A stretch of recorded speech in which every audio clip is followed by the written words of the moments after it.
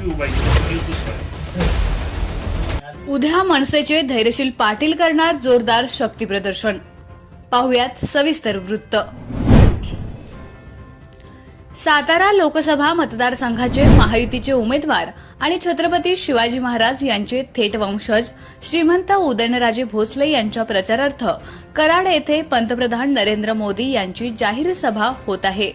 मनसे प्रमुख राज ठाकरे यांच्या आदेशाला शिरसावद्य मानून संपूर्ण महाराष्ट्रातील मनसैनिक महायुतीला साथ देण्याच्या उद्देशानं मैदानात उतरले आहेत.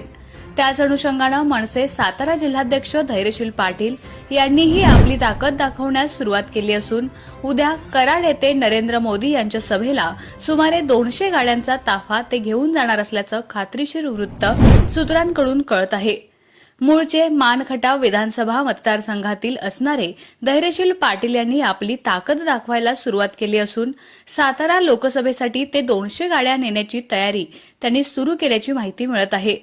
त्यामुळे कराड येथील सभेदरम्यानचे धैर्यशील पाटील यांचे शक्ती प्रदर्शन माढ्यात देखील महत्त्वपूर्ण भूमिका बजावणार हे मात्र नक्की.